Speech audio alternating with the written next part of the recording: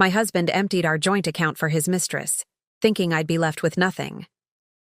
24 hours later, his world collapsed when he discovered I owned Horizon Oil, the company that paid his salary all along. He never questioned why I kept my maiden name.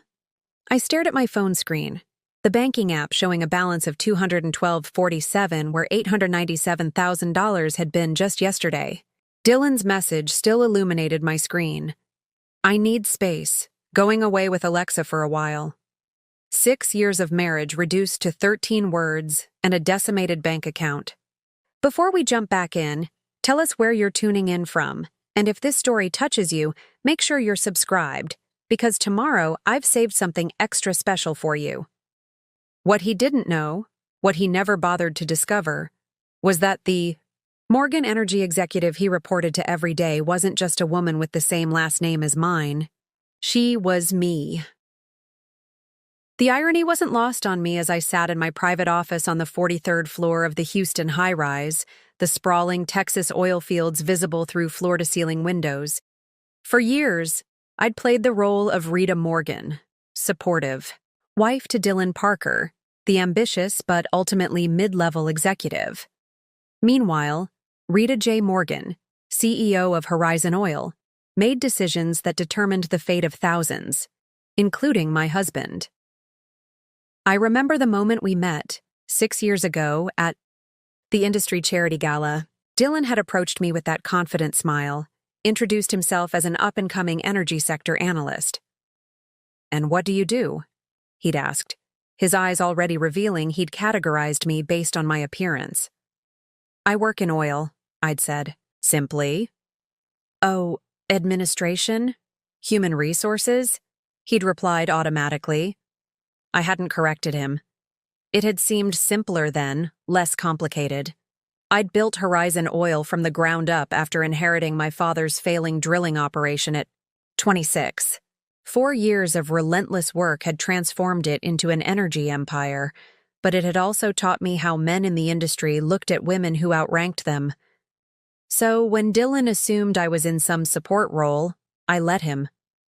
When we started dating and he spoke condescendingly about explaining energy markets to me, I nodded and smiled.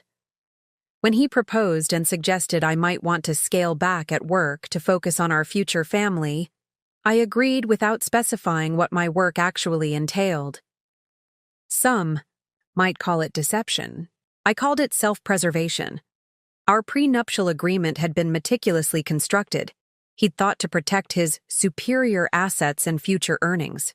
He never questioned why I insisted on keeping my maiden name professionally. Brand. Building, I'd explained. He'd found it adorably naive. And now he'd cleared out the account I'd deliberately kept modest, the one I regularly transferred funds into from my private accounts. The account he thought represented our entire liquid net worth. The glass door to my office opened. Cassandra Reed, my CFO and closest confidant, entered with a tablet in hand. She was the only executive at Horizon who knew the CEO's husband also worked for the company, carefully insulated in a division 3 levels removed from direct contact with me. "He's still in the system," she said without preamble. "Used his corporate card an hour ago. 4 seasons in Maui, 2 guests. Premium ocean view." I nodded, remaining outwardly calm, though my fingers tightened around my phone. "And Jules confirmed the withdrawal?" "Complete drain, except for the minimum balance to keep the account open. $896,787.53 transferred to his private account, then immediately wired to an offshore account established yesterday. The plotting, the planning, it must have been going on for months. All while sharing my bed, my home, my life. And the woman? Alexa? Cassandra's expression tightened. Alexa Torres, 26, junior analyst in his department. Started 8 months ago. Of course. I'd even seen her name on personnel reports, approved her hiring without a second thought. The betrayal had layers, each one more bitter than the last. I turned to the window, watching a thunderstorm gathering on the horizon, dark clouds moving across the vast Texas sky. Perfect weather to match my mood. He doesn't know about the board meeting tomorrow, I said quietly. No, Cassandra confirmed. The quarterly leadership meeting is on the calendar, but as always, the executive participants are listed by title, not name. The meeting where I would be unveiling Horizon's acquisition of Partech Industries, Dylan's pet project for the past year. The acquisition he'd championed to his superiors, unaware that his recommendations were being passed up directly to me. The deal that would have earned him a substantial promotion and bonus. A promotion I had been planning to announce personally, finally revealing my identity to him in what I had imagined would be a moment of shared triumph. A revelation that would allow us to finally share both parts of our lives openly. What do you want to do? Cassandra asked, her voice gentle but practical. The storm outside was getting closer, lightning flashing across the darkening sky. 6 years of compartmentalizing my life, of listening to Dylan explain my own industry to me, of smiling through business dinners where he dismissed diversity, hires, in leadership positions. All of it crashed through the careful walls I'd built between my personal and professional lives. I thought about the nights I'd slipped out of bed to take emergency calls from oil rigs, explaining to a half-awake Dylan that my administrative job sometimes needed odd hours. The vacations interrupted because of friend emergencies that were actually international acquisition negotiations. The condescending way he'd pat my hand when I expressed opinions about energy policy, assuring me that these matters were complicated, all while I was steering a multi-billion-dollar company through the most volatile energy market in decades. I'd maintain the charade partly out of a desire for normalcy, for a relationship untainted by wealth and power dynamics. But I'd also known, deep down, that Dylan had shown me exactly who he was from the beginning. He'd never seen me. He'd seen the version of me that fit his worldview, and now he'd proven just how limited that vision really was. Rita? Cassandra prompted. I turned from the window, my decision crystallizing with the clarity that had built my empire. Cancel his corporate cards, freeze his company email and access credentials, have security ready at all locations. My voice was calm, measured, the voice that had closed billion-dollar deals and outmaneuvered industry giants. And prepare a special presentation for tomorrow's board meeting. We're making some changes to the Partech acquisition strategy. Cassandra nodded, already tapping notes into her tablet.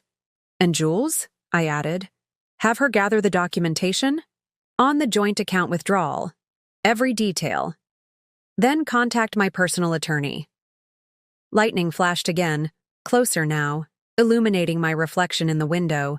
CEO, energy mogul, betrayed wife. For 6 years, I'd allowed Dylan to believe he was married to a shadow of who I really was. Tomorrow, the full reality would dawn on him with the harsh clarity of the Texas sun. He'd emptied our account, thinking he was leaving me with nothing. He had no idea that I was about to return the favor. We've all experienced that moment when someone shows you exactly who they are, when the mask slips and you see the truth you've been avoiding.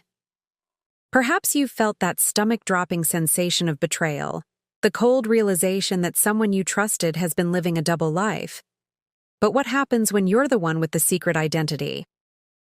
If you're new to my channel, welcome. I share these stories not just for entertainment, but because there's power in witnessing the moment when underestimation meets reality. That satisfying instant when someone who thought they were clever discovers they weren't seeing the full picture. For those who've been following along, you know I don't believe in simple revenge tales. This isn't about getting even. It's about reclaiming your power when someone tries to take it from you. Before we dive deeper into this journey, take a moment to hit that subscribe button below. It's completely free, supports the channel, and ensures you never miss another story of justice served with a side of poetic timing. Let's return to that moment in my Houston high-rise, when I realized my husband hadn't just betrayed our marriage. He'd underestimated the woman he claimed to know better than anyone else, a mistake that would cost him everything he thought he was clever enough to steal. Preparing and narrating this story took us a lot of time, so if you are enjoying it, subscribe to our channel. It means a lot to us. Now back to the story. What do you do when someone takes what they believe is everything you have?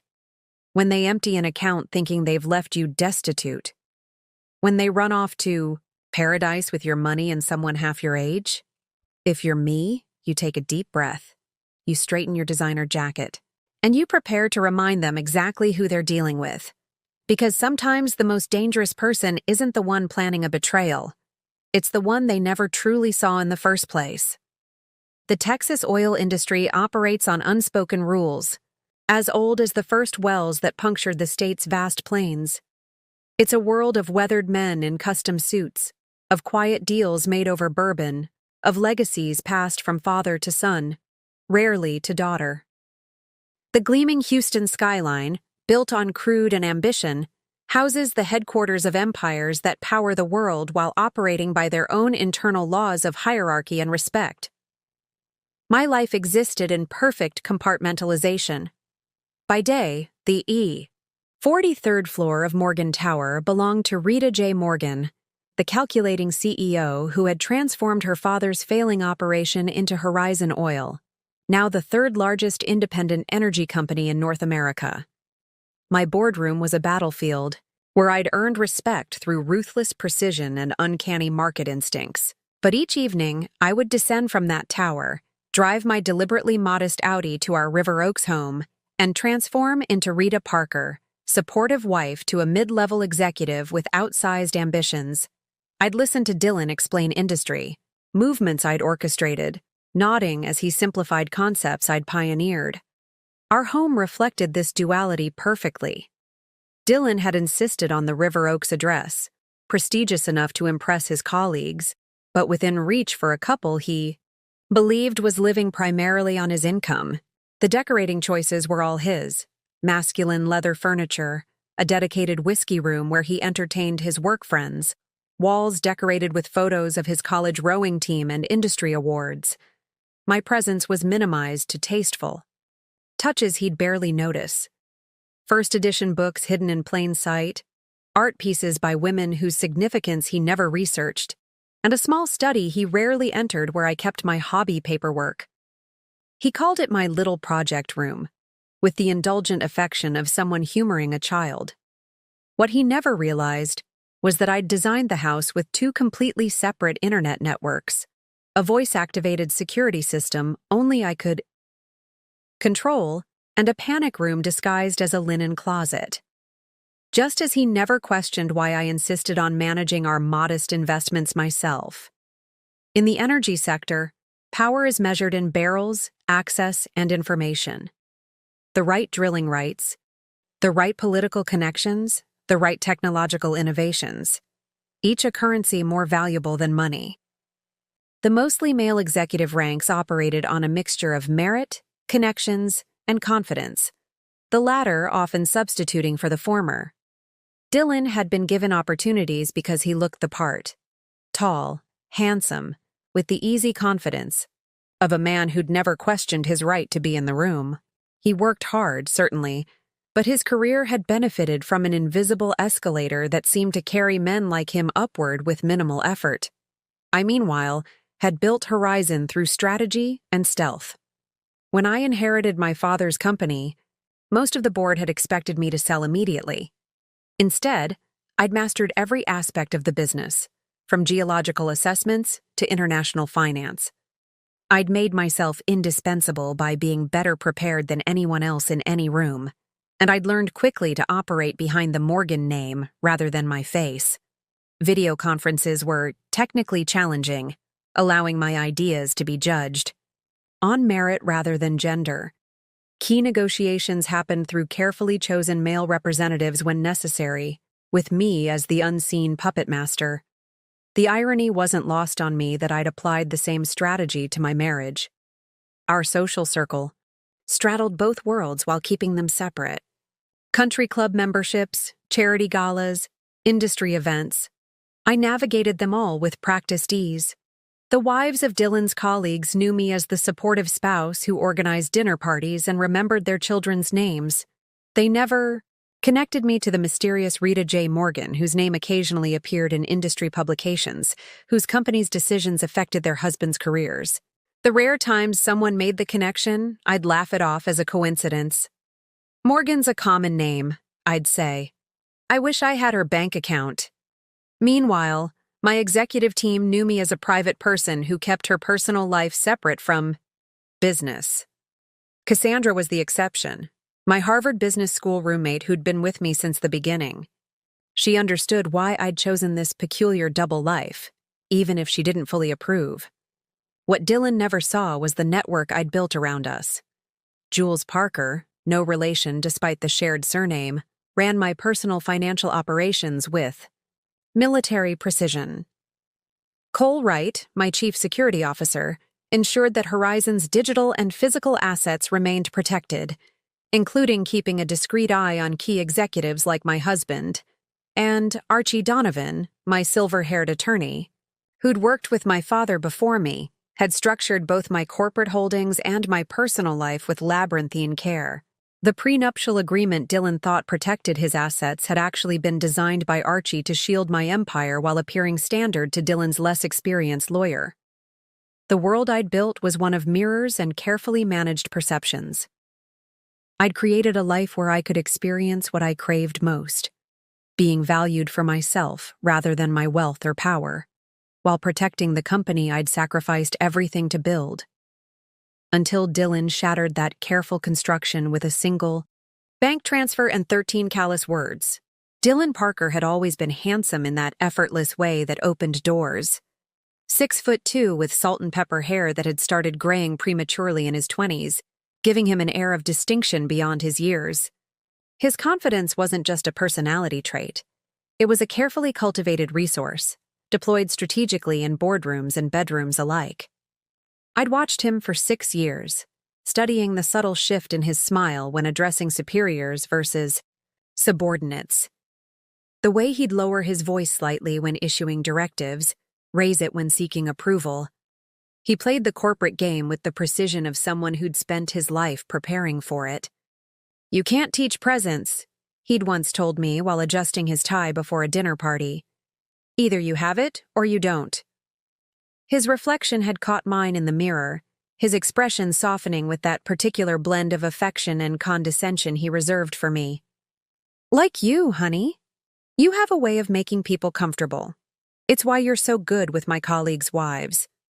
What he meant, of course, was that I knew my place, that I understood the role of corporate spouse, supportive, decorative, unthreatening. The perfect backdrop against which ambitious men could shine. The first time I saw that look, I should have ended things. Instead, I became curious. How deep did his assumptions run? Was this a man capable of seeing beyond his own preconceptions? Or was he, like so many I'd encountered in business, content with the comfortable fiction that women existed primarily to facilitate men's ambitions? It became an experiment of sorts, one that extended from our first date to our marriage. I never lied about my career. I did indeed work in oil. I simply allowed him to fill in the blanks with his assumptions. And those assumptions revealed more about Dylan than any direct question could have. When I mentioned market fluctuations affecting my work, he explained basic economics to me. When I discussed drilling innovations, he simplified the technology as if speaking to a child. When I mentioned office politics, he offered patronizing advice on not getting involved in the big decisions. 6 years of testing, and he had failed consistently, spectacular in his inability to see beyond the narrow role he'd assigned me. Yet there had been moments, flashes of the man I'd hoped he might be. The night he found me reading an industry analysis at 2 a.m. and quietly brought me tea instead of questioning my interest. The afternoon he defended a female colleague being talked over in a meeting. Small glimpses of potential awareness that kept me holding on, hoping that eventually he might truly see me.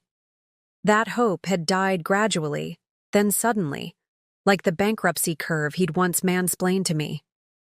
"Companies don't fail overnight, honey," he'd lectured, sketching a graph on a napkin during dinner. They deteriorate slowly, then collapse all at once. That's why most people never see it coming. The irony wasn't lost on me now. Across from my CEO desk sat Cassandra Reed, the antithesis of Dylan in every meaningful way. Where he assumed, she questioned. Where he projected, she observed. As Horizon Oil's CFO, her financial acumen was legendary in the industry, but it was her emotional intelligence that had made her my most trusted ally. "Are you sure you want to go through with this?" she asked, her voice calibrated to professional concern with just enough personal warmth. "There are less dramatic ways to handle the situation." I appreciated that she didn't try to soften the betrayal or offer platitudes. Cassandra dealt in realities, not comforting fictions. "He stole almost $900,000 from our joint account, Cass," I replied, tapping my pen against the quarterly report on my desk. "He's in Maui with a woman 13 years his junior, spending money he thinks is mine, having emptied what he believes are my life savings. What would you suggest as an appropriate response?" She arched a perfect eyebrow. "Most people would call a divorce attorney. I already have. But this isn't just about our marriage. This is about Horizon." Dylan's division had been pushing for the Partech acquisition for months. The company had developed a promising extraction technology that could increase yield by 32% while reducing environmental impact. A rare combination in our industry. On paper, it was exactly the type of investment Horizon should make. But my team had uncovered concerning patents buried in Partech's portfolio, potential legal liabilities that Dylan's analysis had either missed or deliberately overlooked. The board meeting tomorrow would determine whether Horizon proceeded with the acquisition, a meeting where I had planned to finally reveal my identity to my husband as I announced his promotion to Vice President of Acquisitions. A position I'd created specifically for him based on his work ethic and apparent dedication. "The personal and professional have collided," I continued. "I can't separate them now, even if I wanted to." Cassandra nodded, the gesture acknowledging both the practical and emotional dimensions of my statement. "I've had Cole track their movements. They arrived in Maui 3 hours ago. Hotel records show they've booked the suite for 2 weeks. Cole Wright had appeared silently in the doorway, tablet in hand. As head of security for Horizon, his perpetually vigilant expression matched his former career in military intelligence. He was a man of few words and impeccable timing. "Ms. Morgan," he nodded respectfully, "we've confirmed the funds transfer. Mr. Parker withdrew the full amount from your joint account, converted it to cryptocurrency to obscure the trail, then reconverted to cash after it passed through 3 digital wallets." "Not his first rodeo," I murmured. The methodical approach suggested planning, research. This wasn't an impulsive act, but a calculated extraction. "Access to the building?" "His credentials are still active, as you requested. If he returns, security will alert you immediately but allow entry." I nodded, turning to the rain-streaked windows overlooking Houston's energy corridor. Dozens of gleaming towers housing companies that competed, collaborated, and collided in the elaborate dance of the oil industry. Somewhere in one of those buildings, decisions were being made about Partech, about Horizon, about the future of energy extraction and distribution. Decisions that would ultimately come back to my office, to my authority, just as Dylan's future would. "Maintain surveillance but no intervention," I instructed Cole. "Let's see what he does next." After Cole departed, Cassandra leaned forward slightly. "What are you really planning, Rita? This isn't just about the money or even the affair. Issei was right, of course. $900,000 was substantial to most people, but it represented less than 0.02% of my net worth. And infidelity, while painful, wasn't entirely surprising given the gradual cooling of our relationship over the past year. "Do you remember the Sinclair negotiation?" I asked instead of answering directly. Cassandra's eyes widened slightly in recognition. 3 years ago, Sinclair Energy had attempted a hostile takeover of one of our subsidiaries. using insider information leaked by a trusted executive. Instead of fighting them directly, I'd allowed them to proceed down a carefully constructed path that eventually led to their CEO's resignation and Horizon acquiring their most valuable assets at a fraction of market value. "You're playing the long game," she said. It wasn't a question. "Dylan made a choice," I replied, my voice steady. "He chose to see me as someone who could be discarded, someone whose resources could be plundered without consequence. I'm simply going to show him the full implications of that choice." I turned back to my desk, pulling up tomorrow's board presentation on my tablet. Have Jules prepare a complete accounting of Dylan's company holdings, stock options, retirement accounts, everything tied to Horizon, and ask Archie to join us for dinner tonight. We have contracts to review. Cassandra stood, understanding the dismissal in my tone. At the door, she paused. "For what it's worth, I'm sorry. Not about him. He's proven exactly who he is. I'm sorry that you invested 6 years in someone who couldn't see what was right in front of him." After she left, I sat alone in the gathering darkness, watching lightning flash across the Houston skyline. In the reflection of my office windows, I could see both versions of myself superimposed, Rita the wife and Rita the CEO merging into one unified image. Tomorrow, Dylan would finally see the same. The moment that crystallized everything happened, 12 hours before I discovered the emptied account. Monday evening, I'd arrived home later than usual after finalizing the Partech acquisition documents. Our River Oaks house was lit up like a display home, every light blazing despite the fact that Dylan supposedly had a late strategy meeting. I'd noticed small inconsistencies over the previous weeks. Hushed phone conversations that ended abruptly when I entered rooms, missing receipts from our shared expense tracking app, late nights with increasingly vague explanations, the classic signs obvious to anyone paying attention. But that night, something felt different. There was an energy in our home, a sense of emptiness that went beyond physical absence. In our bedroom, drawers were slightly askew, the closet door left partially open. Small disruptions in the careful order we both maintained. I didn't need to count his shirts or check his luggage to know something was happening. After 6 years of marriage, you develop a sixth sense for disturbance. I'd sat on our bed, running my hands over the Egyptian cotton sheets he'd insisted on importing from a specific boutique in Milan. On his nightstand, a framed photo of us at last year's energy sector charity gala had been turned face down.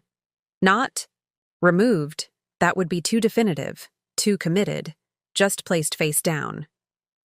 The coward's method of erasure. My phone had buzzed with a notification, another leadership profile mentioning Horizon Oil's mysterious CEO who rarely appeared in public, but whose strategic decisions had transformed the industry. Rita J. Morgan continues to lead from behind the scenes, the article stated, proving that physical presence is less important than intellectual impact. If only the author knew how literal that assessment was. I'd opened my banking app then, a small knot of suspicion forming. Our joint checking account showed normal activity, bills paid, usual transfers, nothing suspicious. But something about the bedroom's disruption nagged at me.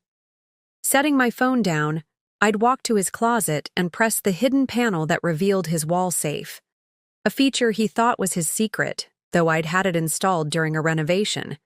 He'd been too busy to oversee. The combination was predictable, his college graduation year followed by his birthday. Inside, the passport and emergency cash reserve he always maintained were gone. Still, I hadn't jumped to conclusions. International travel was part of his position. Cash was sometimes needed for certain business cultures. There could be explanations. Then I'd found the Partech file on his home desk, carelessly left open with sections highlighted that contradicted the analysis he'd presented to his division. Pages showing potentially problematic patents were marked with his distinctive red slashes, yet his official report had declared the acquisition clean from a legal standpoint. That was when I knew. Not just about the affair, which seemed almost trivial in comparison, but about who my husband truly was. The man I'd married, the man I'd allowed to believe I was less than I am, wasn't just betraying me personally. He was compromising professionally, willing to risk his company's position for whatever incentive Partech had offered him on the side. I'd taken a seat at his desk, pulled out my CEO phone, the secure device only 5 people had the number for, and called Cassandra. "I need a complete audit of the Partech deal," I'd told her without preamble. "And I need Jules to lock down all our personal accounts except the joint checking. Leave that one accessible."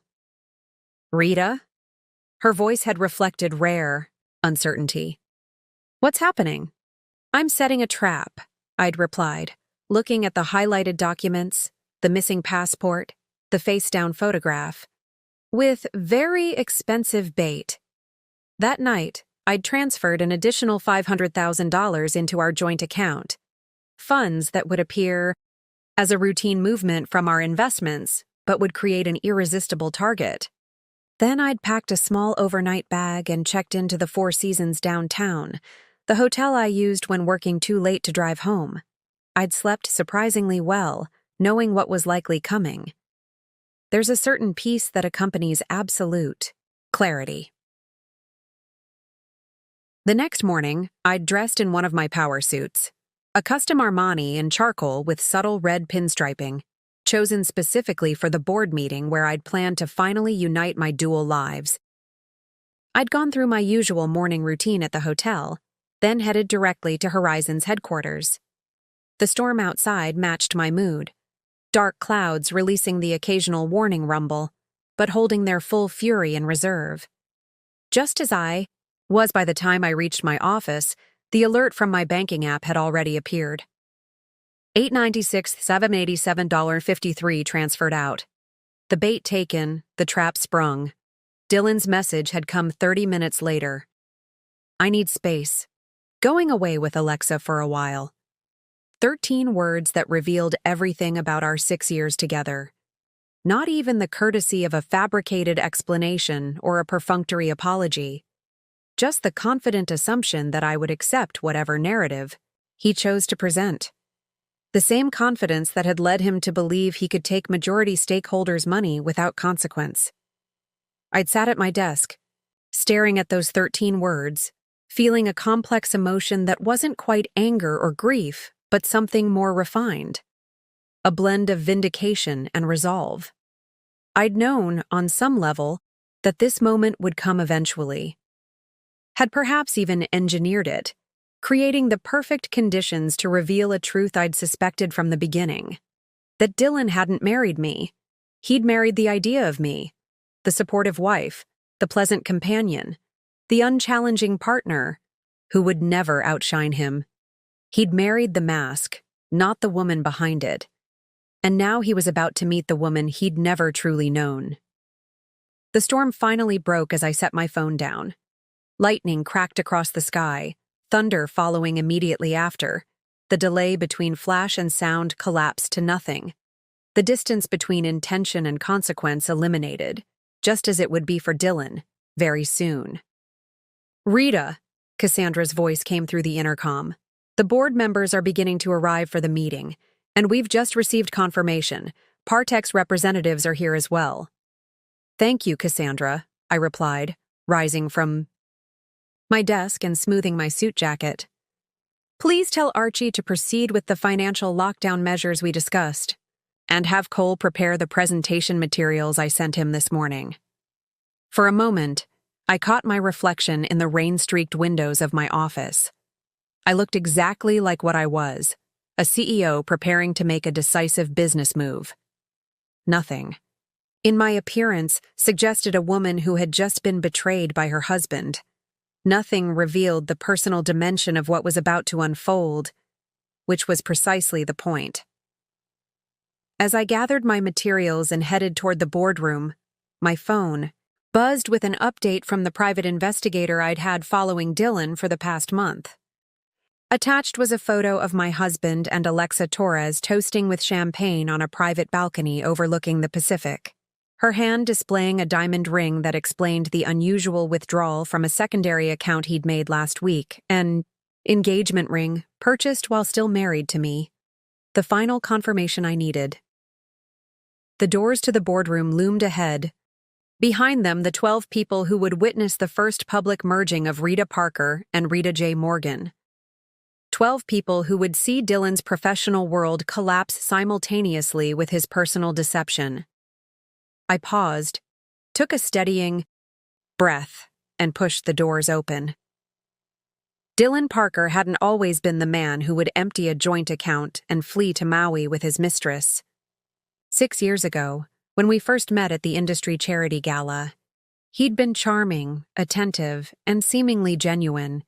His ambition was obvious but not yet toxic, his confidence appealing rather than arrogant. I remember watching him from across the room before he approached me. He moved with the easy grace of someone who felt entitled to occupy any space. Men deferred to him slightly, women tracked his movements. Not because of exceptional looks or wealth, but because he projected certainty in a world of hesitation. "You don't belong here," were his first words to me, accompanied by a smile that softened what might have sounded like an insult. "Excuse me?" I'd replied, genuinely caught off guard. "Everyone else is networking," he explained, nodding toward I. The clusters of industry executives exchanging business cards and rehearsed pitches. "You're actually looking at the art." He was right. I'd been examining a painting donated by a local artist for the charity auction, an abstract representation of an oil field at sunset. "It's beautiful," I'd said, though the artist took some creative liberties with the environmental impact. He'd laughed then, a genuine sound that reached his eyes. "Dylan Parker," he introduced himself, "mid-level executive at Horizon Oil, not quite important enough to be invited, but ambitious enough to buy a ticket anyway." The irony of him working for my company without knowing who I was had amused me. It seemed like fate, or at least an interesting coincidence worth exploring. "Rita Morgan," I'd replied, using my maiden name automatically. "I work in oil too." What had followed was a pleasant conversation about the industry, during which Dylan had indeed made assumptions about my role, but had also listened attentively to my observations. He'd asked for my number before leaving to work the room, and I'd given it, curious about where this might lead. Our courtship had unfolded with traditional efficiency. Dinners at restaurants impressive enough to demonstrate his taste, but not so expensive they'd strain his apparent budget. Weekend getaways carefully calculated to be romantic, yet fiscally responsible. A lifestyle designed to impress without revealing any insecurity about resources. The first significant crack had appeared 6 months in, during a dinner with his friends, other mid-level executives and their partners. One of the women had mentioned reading an article about Horizon's innovative approach to sustainability.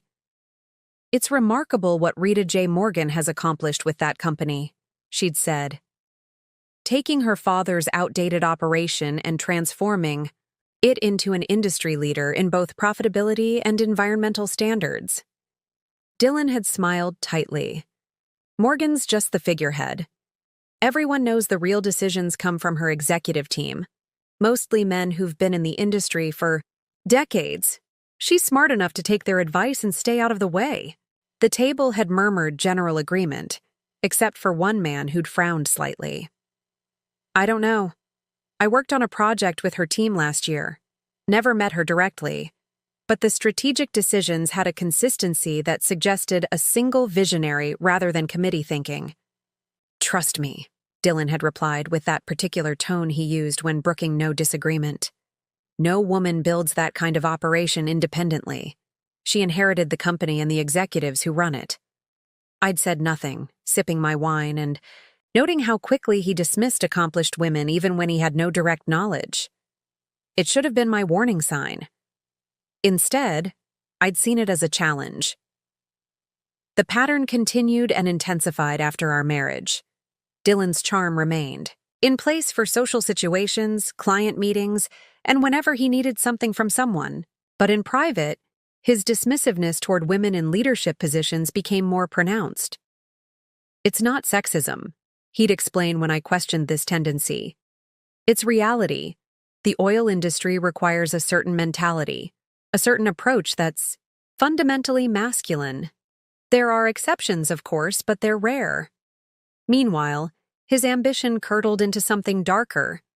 Each promotion came with increased expectations for our lifestyle: a larger house, more exclusive memberships, higher-end vehicles. Status symbols became necessities rather than luxuries. I watched the transformation with a scientist's detachment, curious how far it would go, how completely the promising man I'd met would be consumed by his own narrowing perspective. The Partek situation had revealed the final evolution. Dylan had been assigned to lead the assessment team, a significant responsibility that could position him for the VP role he coveted. Initial reports had been thorough and promising. Partek's extraction technology could revolutionize Horizon's efficiency while reducing environmental impact. But then something had changed. His enthusiasm for the deal intensified beyond the data's support. He began dismissing concerns raised by his team members. The legal review he submitted glossed over potential patent issues that should have raised red flags. A week before the board meeting, I'd had Cole quietly investigate. The results were illuminating. 3 private meetings between Dylan and Partek's CEO at a discreet cigar bar in the warehouse district, a wire transfer of $50,000 to a newly established offshore account, 2 calls with a luxury real estate agent in Aspen about properties far beyond a Horizon executive's salary range. My husband had graduated from dismissing women to dismissing ethics. The affair with Alexa Torres had started around the same time as the Partek negotiations intensified. Security footage showed them leaving the office together, their professional distance carefully maintained until they reached her apartment building. Credit card statements revealed dinners at restaurants deliberately far from our usual haunts, hotel charges disguised as conference accommodations. Their relationship wasn't the cause of Dylan's moral compromise. It was a symptom. Both represented his belief that he deserved more than he had, regardless of who got hurt in the process. The most revealing moment had come just 3 days ago, during what would be our last dinner together. I'd intentionally mentioned concerns about our finances, testing whether he would reveal any of his plans. "I'm a little worried about our savings," I'd said casually. "The market's been volatile lately." He'd reached across the table, patting my hand with patronizing affection. "Don't worry your pretty head about that, honey. I've got everything under control. In fact, I'm working on something that's going to change everything for us. Just trust me." There it was, the perfect opportunity to come clean, to treat me as a partner rather than a possession. Instead, he'd offered condescension paired with the lie of omission. That was when I'd decided to let the trap spring shut, to stop observing the experiment and start acting on its results. As I prepared to enter the boardroom, I thought about the man Dylan had become. Not a monster, which would have been simpler. Just an ordinary man whose character had gradually corroded under the acid of unexamined privilege and unchallenged assumptions. A man who believed he could take what wasn't his, money, company secrets, another woman's future, without consequence. Man about to discover just how wrong he was. The Horizon Oil boardroom embodied understated power. 20 feet of polished black walnut table surrounded by ergonomic leather chairs, floor-to-ceiling windows showcasing Houston's skyline, and discreet technology that appeared only when needed. The room was designed to focus attention on the people within it, rather than its own opulence. As I entered, 12 faces turned toward me, 10 board members and 2 Partek representatives. Cassandra was already seated at her customary position near the head of the table, tablet ready, expression neutral save for the slight arch of her eyebrow that acknowledged our shared understanding of what was about to unfold. "Good morning," I greeted them, moving to the CEO's position at the head of the table. "Thank you for accommodating the earlier start time." Most of the board members had worked with me for years, though our interactions typically happened via secure video conference or through carefully orchestrated in-person meetings, where my identity remained shielded from anyone outside our inner circle. Today would be different. Before we begin, I continued, I'd like to introduce our guests from Partech Industries, Victor Reed, CEO, and Alexa Torres, Junior Analyst. I kept my gaze steady as I said Alexa's name, watching her face for any reaction. She was younger than I'd expected, probably mid-20s with the polished appearance of someone who spent considerable time on self-presentation. Her expression flickered briefly with confusion at my direct acknowledgement, then settled back into professional neutrality. She didn't recognize me. We'd never met formally, despite her affair with my husband. The magnitude of Dylan's compartmentalization was almost impressive. Ms. Morgan, Victor Reed nodded respectfully. It's an honor to finally meet you in person. Your reputation precedes you? As does yours, Mr. Reed, I replied, my tone pleasant but giving nothing away. I've reviewed your technology proposals with great interest. The meeting began with standard procedure, quarterly reports, market projections, operational updates delivered by various executives. I guided the discussion with practiced efficiency, demonstrating the leadership style that had built Horizon into an industry powerhouse. Each minute that passed revealed more of my hidden strength to the Partech representatives. The decisive authority in my directives. The comprehensive understanding of complex technical issues. The sharp questions that cut straight to the heart of financial projections. This wasn't the performance of someone who had inherited power. It was the natural expression of earned expertise. I noticed Alexa's growing discomfort as the meeting progressed. She kept glancing at her phone, then back at me with increasing frequency. I could almost see the gears turning as she tried to place my face, my name, wondering why something felt familiar yet wrong. An hour into the meeting, we reached the Partech discussion.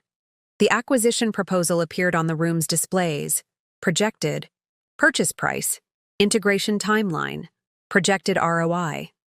I asked Victor Reed to present his company's perspective.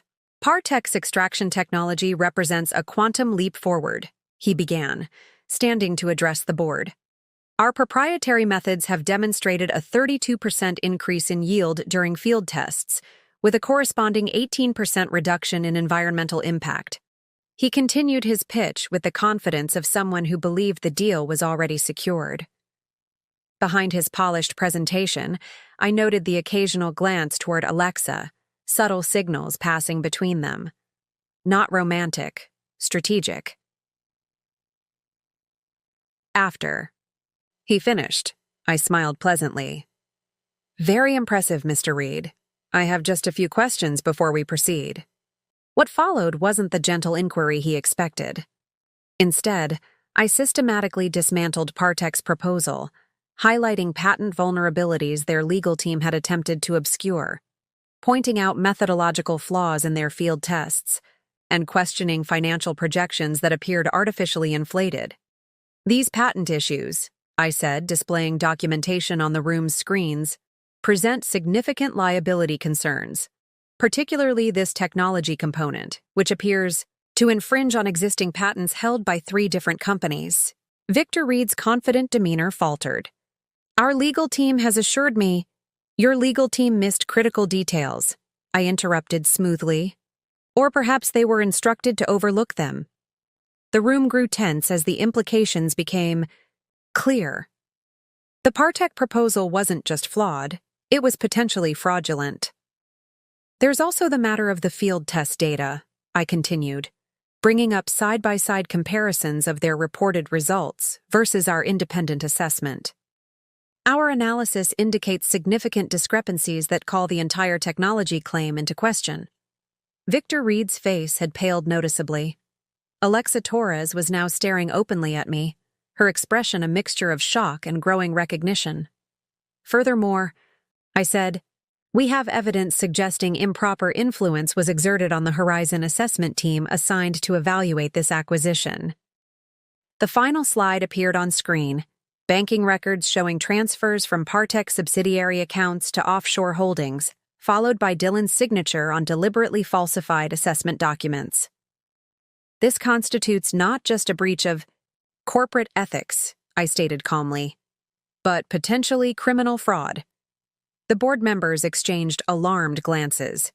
Victor Reed had stopped trying to maintain his composure, now openly displaying panic. Alexa Torres had gone completely still, her eyes fixed on me with dawning horror. "Ms. Morgan," Reed began, his voice strained. "There must be some misunderstanding." "No misunderstanding, Mr. Reed. My security team has thoroughly documented the interactions between your company and certain Horizon employees, including private meetings not disclosed to our compliance department, financial incentives offered to influence the acquisition assessment, and personal relationships formed to facilitate access to confidential information." At the word relationships, Alexa Torres finally made the connection. Her gaze dropped to my left hand, where my wedding ring gleamed under the boardroom lights, then back to my face. The color drained from her complexion as she whispered something that looked like Parker. I turned to address the board directly. "In light of these findings, I recommend we decline the Partech acquisition offer and refer this matter to our legal department for further action. Additionally, I suggest we implement immediate protective measures regarding any Horizon intellectual property that may have been compromised." The vote was unanimous. The board members, seasoned executives who recognized both the legal dangers and my controlled anger, aligned behind my recommendation without hesitation. "Thank you for your time today, Mr. Reed, Ms. Torres," I concluded, my voice maintaining its professional tone. "Our security team will escort you from the building. I suggest you contact your legal counsel immediately." As they were led out, Alexa Torres glanced back at me, a question in her eyes that needed no verbal expression. She wanted to know if I had known all along about the affair, about Dylan, about her unwitting role in a situation far more complex than she had realized. I gave her nothing but the neutral expression of a CEO concluding an unsuccessful business meeting. When the boardroom door closed behind them, Cassandra turned to me. "Well, that's the first phase complete. What's next?" I checked my watch. According to Cole's surveillance, Dylan was currently lounging by the hotel pool in Maui, enjoying what he believed was his clean getaway with my life savings. "Now," I said, "we wait for him to check his accounts." The trap had been set. The first public revelation of my identity accomplished. The business consequences of Dylan's betrayal set in motion. Now it was time for the personal reckoning, the aftermath of the eye. Board meeting unfolded with methodical precision. Security escorted the Partech representatives from the building.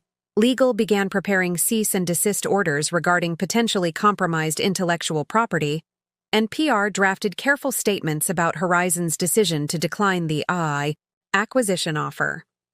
I returned to my office, settling behind my desk as Houston's skyline disappeared behind thickening storm clouds. Rain lashed against the windows, creating shifting patterns that matched my turbulent thoughts. "Dylan's corporate cards have been frozen," Cole reported, standing at attention near the door.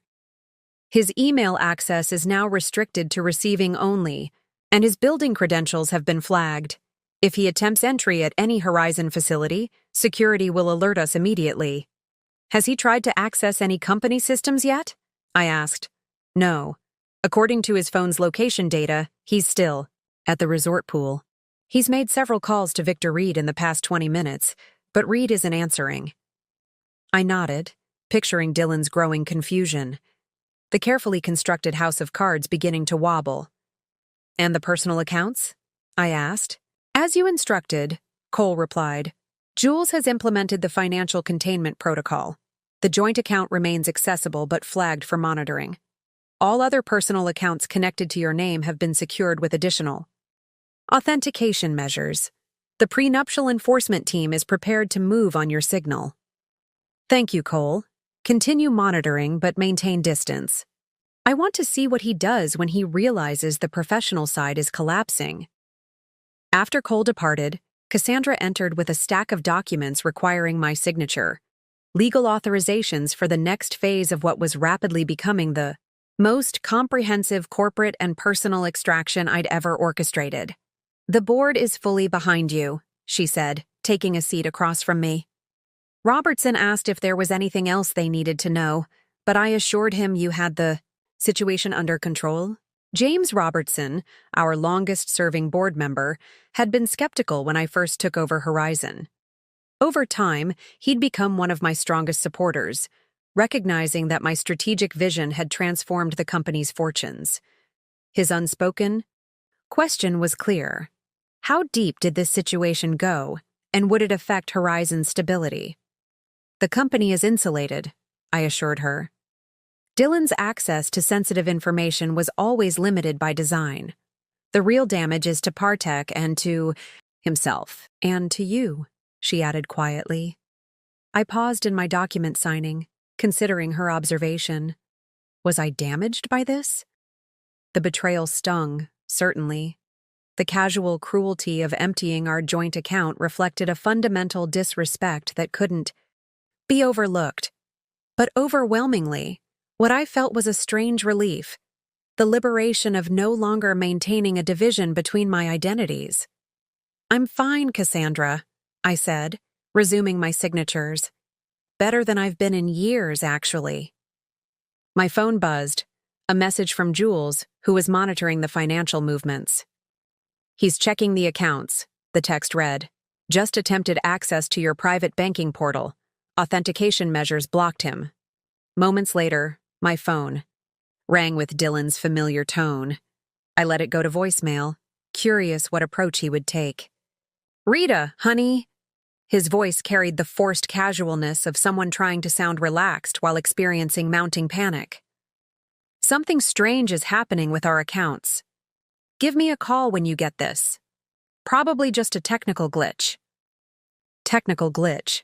As though nearly $900,000 had disappeared through some banking system hiccup, rather than his deliberate action.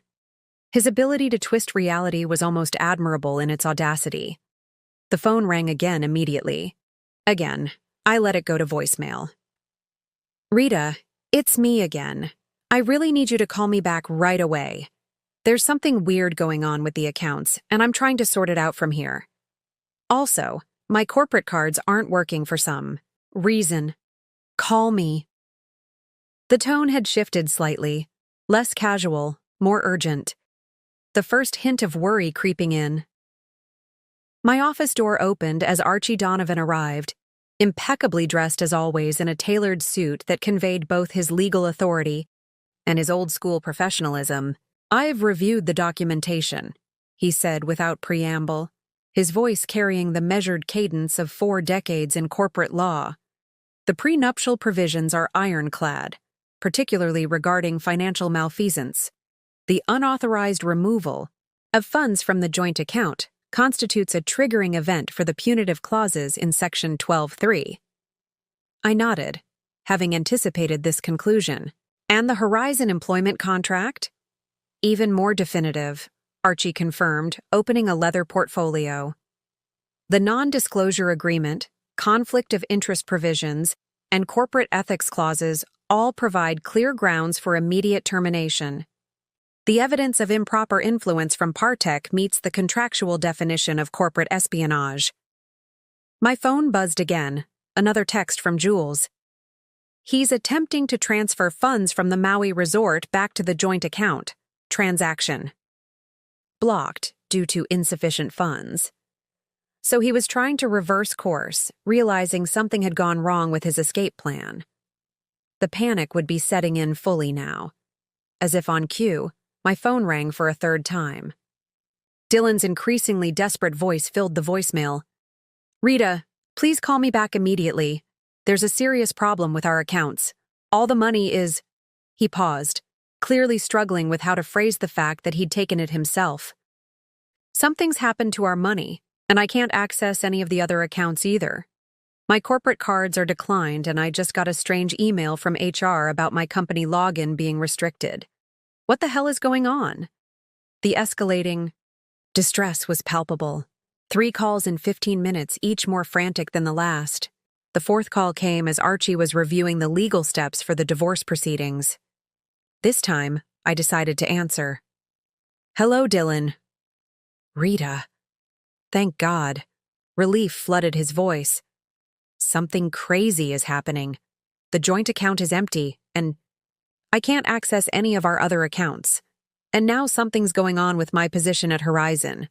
My cards are declined, my email is restricted, and I just got a call from Victor Reed saying there was some kind of disaster at the Partech meeting. What's happening?" I let the silence stretch for several seconds, savoring the moment of transition from his panic to the dawning realization that would soon follow. "Tell me, Dylan," I said finally, my voice deliberately calm. "How's Maui? And how's Alexa enjoying that new engagement ring?" The shocked silence on the other end of the line was exquisite. What are you talking about?" he stammered. The practiced confidence completely evaporated. "The engagement ring you purchased last week? The one you gave to Alexa. Torres, your coworker, currently staying with you in the premium Ocean View suite at the Four Seasons Maui. The suite you booked using funds withdrawn from our joint account yesterday." Another silence, followed by an attempt to regain control of the situation. "Rita, I can explain." "I'm sure you can," I interrupted smoothly. "You've always been very good at explanations, but perhaps you should save them for the Horizon Legal team. They'll be contacting you shortly regarding the termination of your employment and the criminal investigation into your involvement with Partech Industries." "Criminal investigation? What are you talking about? I haven't done anything wrong." The panic had returned, amplified by confusion. The offshore account containing the $50,000 bribe from Partech suggests otherwise, as does your falsified assessment of their patent situation. "How could you possibly know?" He stopped abruptly, finally confronting the reality that I knew far more than should have been possible. "By the way," I continued, "Ms. Torres has already left the resort. My security team observed her departing in a taxi approximately 20 minutes ago, shortly after the board meeting concluded." "Board meeting?" His voice had dropped to a whisper. "What board meeting?" Here it was, the moment of revelation I'd been building toward. The culmination of 6 years of compartmentalized identity. "The Horizon Oil Quarterly Board Meeting," I replied, "where we unanimously rejected the Partech acquisition after I presented evidence of corporate espionage and fraudulent technology. Claims. It was quite dramatic, actually. Ms. Torres seemed especially shocked when she finally realized who I was. The silence that followed contained multitudes: confusion, disbelief, dawning horror. I could almost see him connecting the disparate pieces of information, re-examining 6 years of memories through this new lens. "Rita," he finally managed, his voice barely audible. "What are you saying?" "I'm saying, Dylan, that you didn't just empty a joint account and betray your wife. You stole from and betrayed Rita J. Morgan, CEO of Horizon Oil, your employer and the woman who's been watching your ethical compromises and infidelity with increasing disappointment." The sound of him sitting down heavily came through the line, the weight of realization finally hitting home. "That's not possible," he whispered. You can't be." "But I am," I replied simply. "And I always have been." The silence on the phone stretched until I wondered if Dylan had disconnected. Finally, his voice returned, strained and barely recognizable. "How long?" he asked. "How long have you been this?" "I inherited Horizon Oil from my father 8 years ago," I replied evenly. 2 years before we met. I've been CEO the entire time we've known each other. But your name? You said you were Rita Morgan, not Rita J. Morgan. Morgan is my maiden name. I kept it professionally when we married. You never asked what the J stood for." I could hear his breathing change as he processed this information, mentally reviewing countless moments that would now appear in a completely different light. "All those charity events," he said slowly. "The late nights you said were for volunteer work, board meetings, investment negotiations, operational crises, the trips to visit your college friend, industry conferences, international partner meetings, acquisition discussions. Another long pause. And I just never knew? You never asked, Dylan. Not once in 6 years did you ever ask about my work beyond the most superficial questions. You made assumptions from the beginning, and I let them stand. Why? The question emerged raw with genuine bewilderment. Why would you hide this from me? Why pretend to be something you're not? It was a fair question, perhaps the only fair one he'd posed throughout our relationship. I owed him at least this much: honesty. At first it was curiosity, I admitted. When we met and you immediately assumed I was in some administrative role, I was intrigued by how quickly you categorized me. I wanted to see if you'd correct that assumption on your own. And after that, after we were serious, after we married, there were 1,000 opportunities to tell me the truth. There were, I agreed. And there were 1,000 moments when you explained my own industry to me, when you dismissed female executives as figureheads, when you treated my opinions as cute but uninformed. Every time I considered revealing the truth, you gave me another reason to maintain the separation. I could almost see him shaking his head, trying to rewrite the narrative in a way that made him less culpable. This is insane. You've been lying to me for our entire relationship. Not lying, I corrected. Withholding. There's a distinction. I never claimed to be anything I wasn't. I allowed you to fill in the blanks with your own assumptions. Semantics, he snapped, anger replacing shock. You deliberately misled me. Perhaps, I conceded. But I'm curious, Dylan. Would you have pursued me if you'd known who I truly was? If you'd known I outranked you professionally, earned exponentially more, and would never need your financial support? His hesitation provided the answer neither of us wanted to verbalize. And more importantly, I continued, would you have emptied our joint account if you'd known who you were stealing from? Silence again, heavier this time. This is why you were able to track everything, he finally said. The offshore accounts, Partech, Alexa. You had your security team following me. Yes, you've been spying on me. His indignation would have been comical under different circumstances. I've been protecting my company from potential compromise, I corrected. Your meetings with Victor Reed raised red flags in our security protocols. The personal surveillance was a secondary concern, though instructive. Another long pause. When he spoke again, his voice had changed. Calculation replacing shock. The businessman re-emerging from the stunned husband. So what now? You've made your point. You're not who I thought you were. But we can work through this. People have overcome worse in marriages. I almost admired his pivot, from discovery to damage control in under 5 minutes. It confirmed every assessment I'd made of his character. I'm afraid working through this isn't an option, Dylan.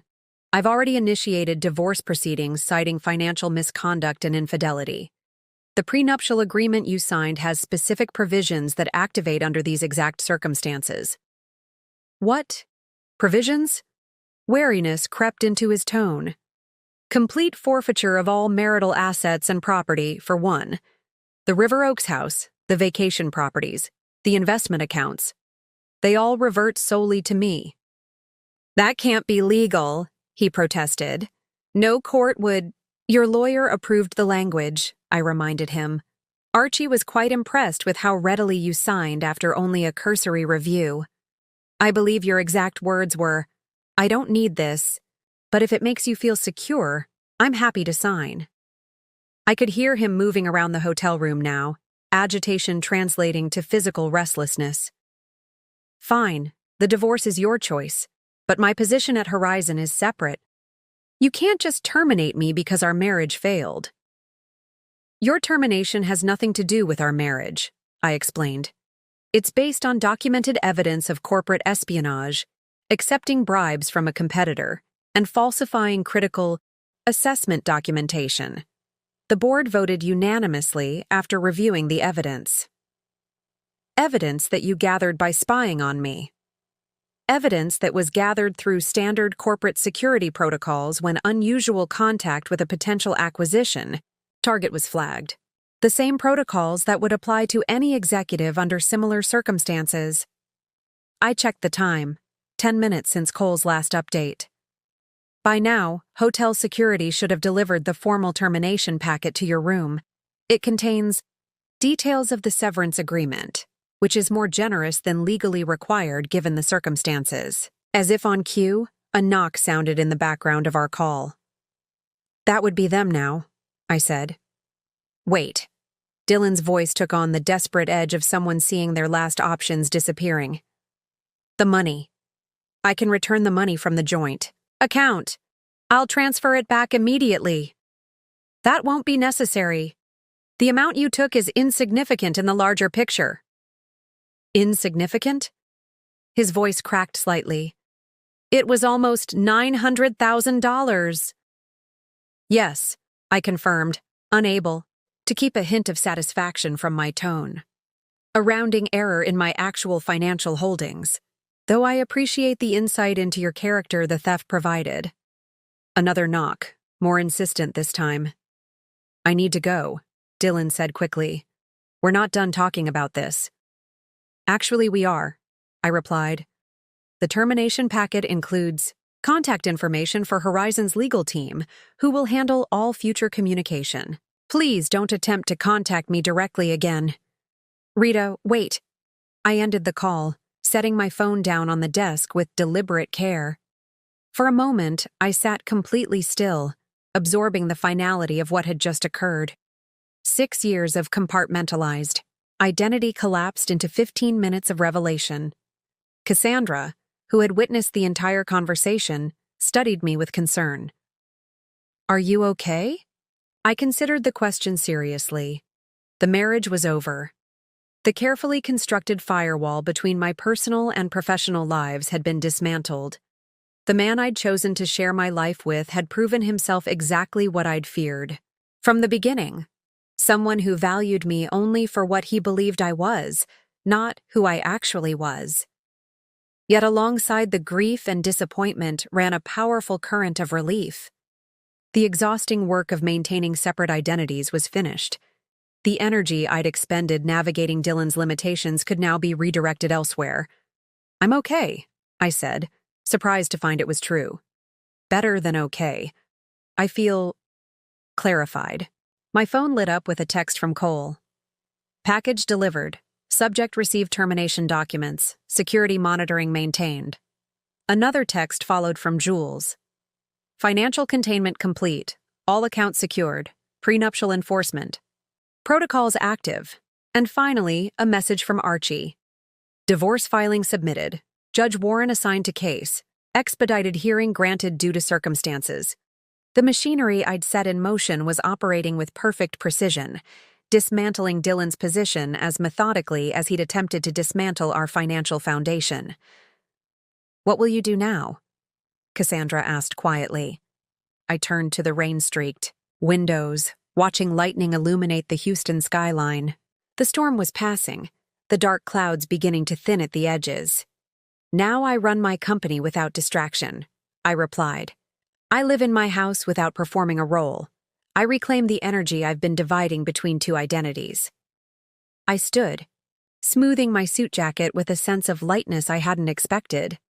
And I never again allow someone else's limitations to define my possibilities.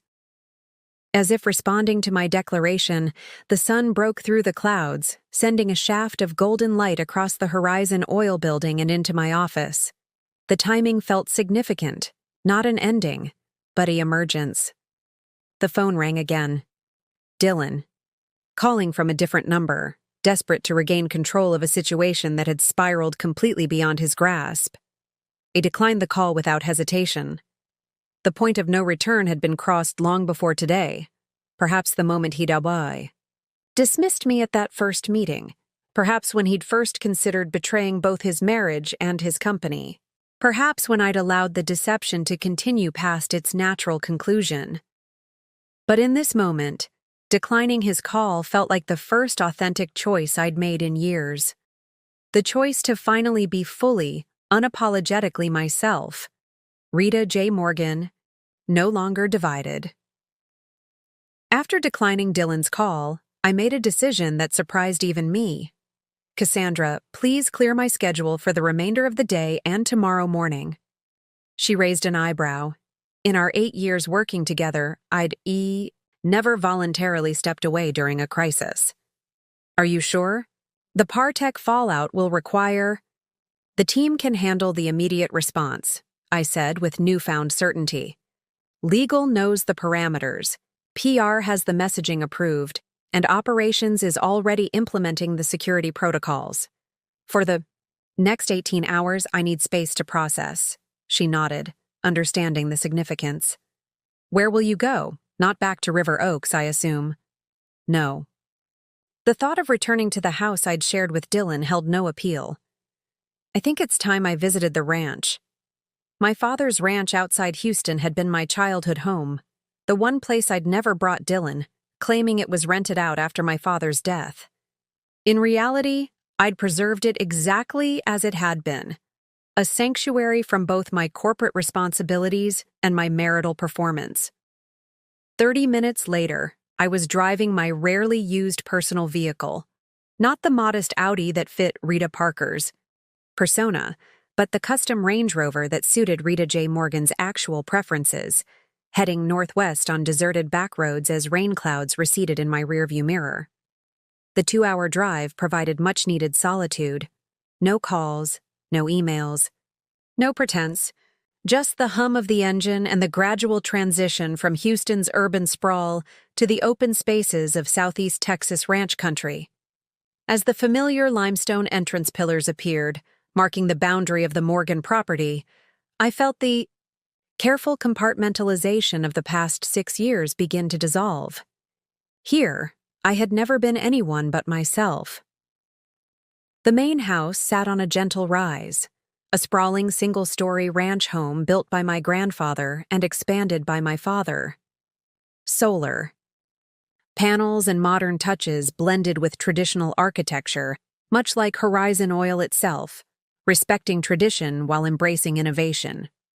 I parked in the circular drive and entered using the biometric lock my security team had installed after my father's passing. Inside, the house felt like a time capsule. Family photos lined the entryway, my parents' wedding, my childhood on. Horseback, my father teaching me to fish in the property's spring-fed lake. And there, prominently displayed in the living room, the photo my father had been most proud of. Me, at 26, standing beside him the day he officially made me his successor at Horizon. His health already failing, but his pride unmistakable as we stood before the company headquarters, the Morgan name gleaming on the building behind us. I ran my fingers across the frame, remembering his words that day. Never let anyone tell you what you can or cannot be, Rita Jean. The world will try to put you in boxes. Your job is to build something so big they can't find a box to fit it. I'd honored that advice professionally, building Horizon into an industry leader that defied conventional categorization. But personally, I'd willingly stepped into the box Dylan had constructed, curious at first, then comfortable, then trapped by my own creation. In the kitchen, I found the refrigerator stocked with fresh groceries. Cole's team maintained the property with characteristic thoroughness. I poured a glass of wine and moved to the back porch, settling into one of the Adirondack chairs that overlooked the property's rolling acres. The sun was setting, painting the Texas sky in spectacular oranges and purples. In the distance, a small herd of deer emerged from the tree line, moving cautiously toward the pond. The peaceful scene contrasted sharply with the day's corporate and personal drama. My phone buzzed with a text from Cole. Subject has checked out of Four Seasons Maui. Booked flight to Houston arriving 9:40 a.m. tomorrow. So Dylan was coming home, presumably to attempt damage control in person. His tenacity was almost admirable, if misplaced. I replied with simple instructions. Continue monitoring. No intervention unless he attempts to access secured locations. Another. Message arrived from Jules. Financial containment holding. Subject attempted access to joint investment accounts via secondary authentication pathway. Access denied. Dylan was testing the boundaries, looking for financial resources I might have overlooked. He would find none. The prenuptial agreement. He'd signed so casually, believing it protected his assets from me rather than mine from him, was comprehensive in its reach. I set the phone aside and closed my eyes, allowing myself to fully experience the emotions I'd been managing all day. Disappointment that the man I'd married had proven exactly as limited as I'd feared. Anger at his betrayal, not just of our marriage, but of the professional trust Horizon had placed in him. Relief that the exhausting charade was finally over, and beneath it all, a question I'd avoided confronting directly. How much responsibility did I bear for the marriage's failure? I'd entered the relationship knowing Dylan had dismissed my capabilities based solely on gender. I'd maintained the deception despite countless opportunities to reveal my true identity. I'd watched his character deteriorate without intervening, observing with clinical detachment rather than attempting to redirect. Had I wanted the marriage to fail? Had I been collecting evidence against Dylan from the beginning, documenting his flaws to justify an eventual separation? The question was uncomfortable but necessary. As CEO, I demanded ruthless self-assessment from my executives. I could offer myself no less. The truth, I realized as darkness settled over the ranch, was more complex than simple sabotage. I genuinely hoped Dylan might evolve beyond his limitations, might recognize my value independent of my professional position. I'd wanted to be loved for myself, rather than my accomplishments or resources. The experiment had failed, but the hypothesis had been sincere. As stars appeared in the Texas sky, my phone lit up with another message, this one from Cassandra. Preliminary Partech stock impact, 42% after market close. Investors calling emergency board meeting. Victor Reed facing possible ouster.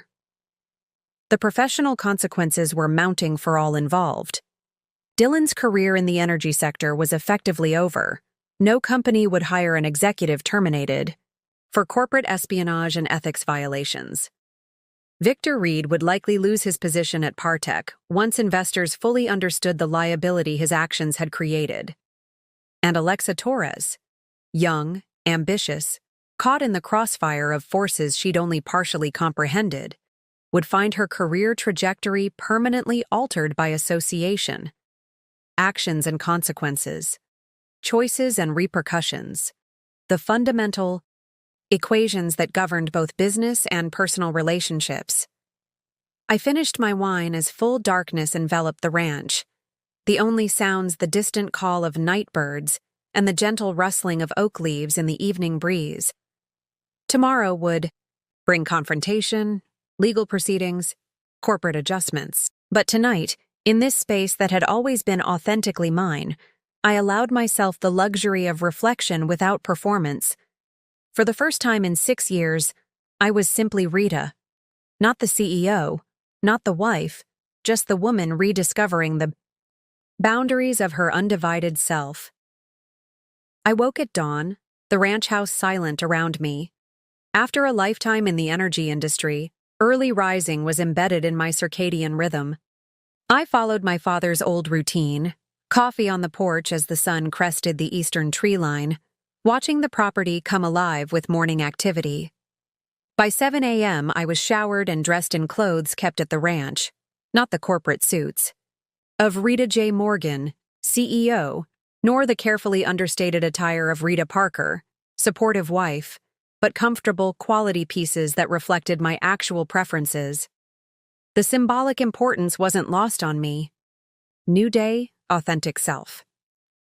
My phone showed multiple updates from overnight. Cole. Subject landed at Houston International 30 minutes early. Currently in taxi headed toward River Oaks residence. Jules. Financial containment reinforced. All personal.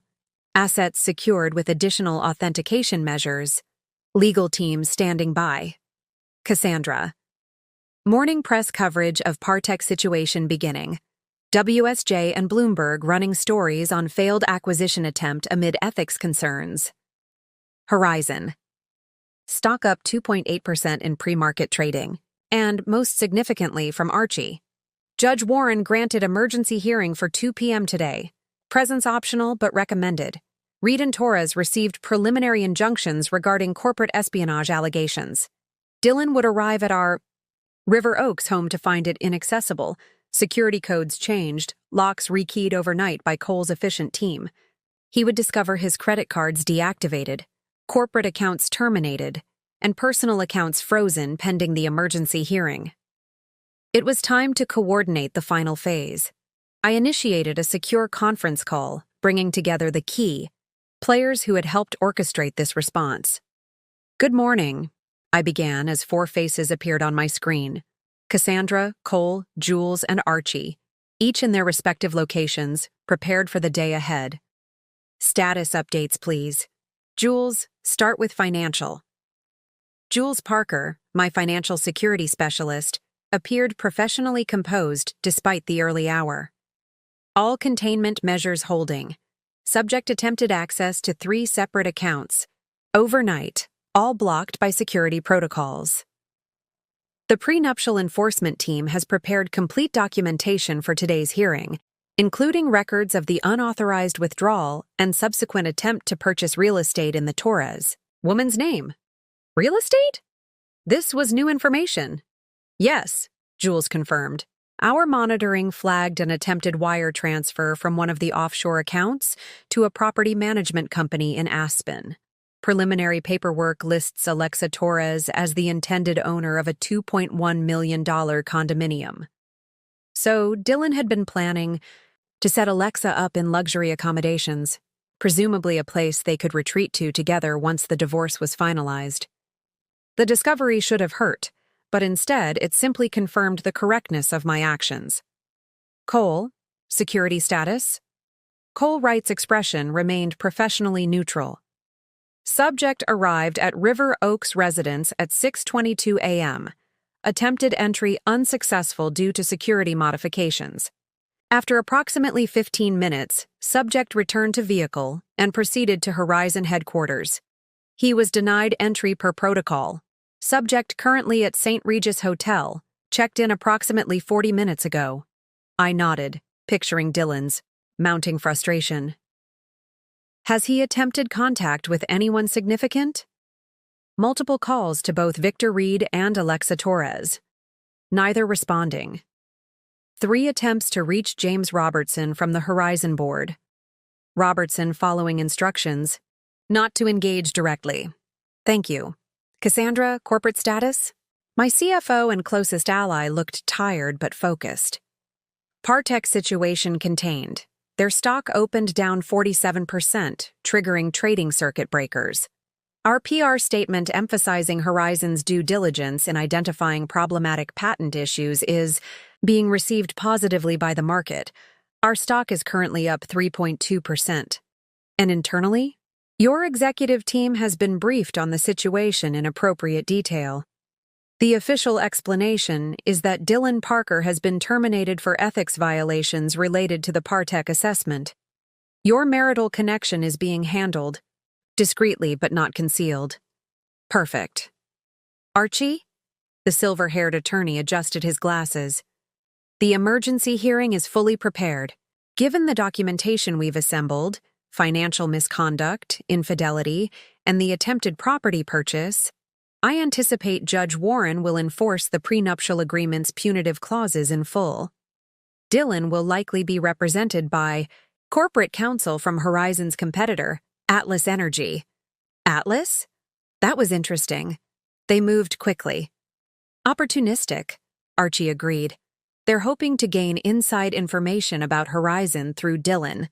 We've prepared appropriate confidentiality reminders that the judge will enforce." I considered this information, mentally assembling the pieces into a comprehensive picture. Dylan wasn't simply scrambling, He was actively seeking alliances that might leverage his inside knowledge of Horizon. A predictable but concerning development. I'll attend the hearing in person, I decided. Arrange secure transportation from here to the courthouse, please. I don't want to risk encountering Dylan before the proceedings. After concluding the call, I stood on the porch once more, watching a red-tailed hawk circle lazily above the property.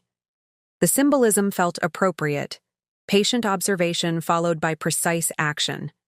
My team was positioned, the evidence assembled, the strategy deployed. 6 years of compartmentalized living had created the perfect foundation for this moment. I understood Dylan completely, while he had never truly known me at all. In just a few hours, the legal system would formalize what was already functionally accomplished: the complete separation of our lives and the consequences of his miscalculation. For now, in this brief interval between decision and resolution, I allowed myself one final moment of reflection on the marriage that had been. Not with regret, but with acknowledgement, of lessons learned, of patience maintained, of strength revealed. Then I turned back to the house, ready to prepare for what came next. The Harris County Courthouse stood imposing in downtown Houston, its limestone facade gleaming in the afternoon sun. I arrived 30 minutes early for the emergency hearing, entering through a private entrance arranged by Archie to avoid potential media or an unexpected confrontation with Dylan. A security conference room had been prepared for our team. Archie, Jules, and a litigation specialist from Horizon's legal department named Morgan Chen. No relation, though the coincidence of surname had always amused us both. Cole remained outside, coordinating security and monitoring Dylan's approach to the eye. "Courthouse. He's just arrived," Cole reported via secure text, accompanied by 2 attorneys from Atlas Energy Legal. Subject appears agitated but composed. Archie reviewed our documentation one final time. Bank records showing the emptied joint account, evidence of the Aspen property attempt, photographs of Dylan and Alexa together in Maui, and most damning records of the offshore account containing Partek's bribe payment. "Remember," Archie cautioned, "we're pursuing the financial misconduct angle primarily. The infidelity supports our case but isn't necessary given the prenuptial language. Judge Warren tends to focus on numbers rather than emotions." I nodded, appreciating his strategic approach. This wasn't about punishing Dylan for the affair. It was about enforcing the consequences clearly outlined in legal documents he had willingly signed. At precisely 1:55 p.m., a court officer appeared to escort us to the courtroom. As we proceeded down the marble hallway, I caught a glimpse of Dylan with his Atlas Energy attorneys in an adjacent corridor. He was dressed in his best suit, the custom Tom Ford he reserved for major presentations, and speaking intensely to a silver-haired attorney who kept shaking his head in apparent disagreement. For a moment, our eyes met across the distance. I saw shock register on his face, likely at my calm demeanor and the professional entourage accompanying me. He had expected to face the Rita he knew, emotional, possibly desperate for reconciliation, certainly overwhelmed by legal proceedings. Instead, he was seeing Rita J. Morgan, CEO, approaching a business negotiation with characteristic preparedness. His expression shifted quickly to something resembling confidence, perhaps bolstered by his expensive legal team and whatever strategy they had devised. I recognized that look, the one he wore when convinced of his superior position despite contrary evidence. The courtroom was relatively small, with traditional wooden furnishings and the Texas state seal prominently displayed behind the judge's bench. Judge Elizabeth Warren, known for her efficiency and intolerance for theatrical tactics, was already seated and reviewing documents when we entered. Dylan and his team took their position at the defendant's table, while we settled at the plaintiff's. The proceedings began promptly at 2 p.m. with introductions and a concise statement of purpose from Judge Warren. "This is an emergency hearing regarding the enforcement of prenuptial provisions in the matter of Morgan versus Parker," she stated.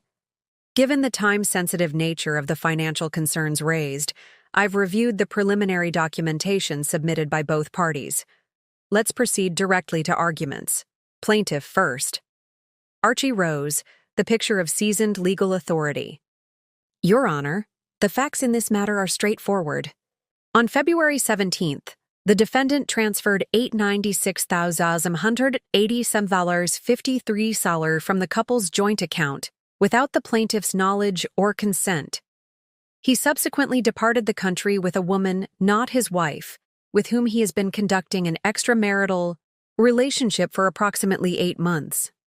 He presented the bank records, travel documentation, and photographic evidence methodically, without emotional embellishment. The prenuptial agreement signed by both parties in 2019, Section 12.3, explicitly states that unauthorized removal of joint assets exceeding $50,000 constitutes financial misconduct, triggering the punitive clauses outlined in Appendix C. Those clauses stipulate the forfeiture of all marital property rights and the restriction of claims against the plaintiff's separate property or business interests. Judge Warren reviewed the documentation carefully, then turned to Dylan's counsel. Defense response? The silver-haired Atlas attorney stood. Your Honor, while my client acknowledges the transfer occurred, we contend it was not unauthorized. As Mrs. Parker's husband, Mr. Parker had legal access to those joint funds. Furthermore, we believe the prenuptial agreement itself should be invalidated on grounds of fraudulent inducement. A murmur rippled through the small audience of court. Personnel, fraudulent inducement? Judge Warren's tone remained neutral, but her raised eyebrow suggested skepticism. Yes, Your Honor.